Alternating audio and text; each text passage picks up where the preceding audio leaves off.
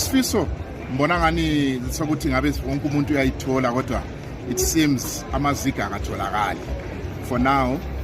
Bakhona abanye abangani bake bawathole ekuseni kodwa just a few people could get them. Kodwa it seems in the public abantu bayawadinga ngoba kulezinto ezithengwayo ezincane ezidinga intshintshi.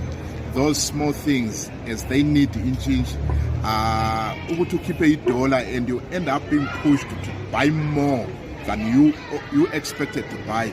Usofuna ukusebenzisa intshintshi lana and you fail to get the change.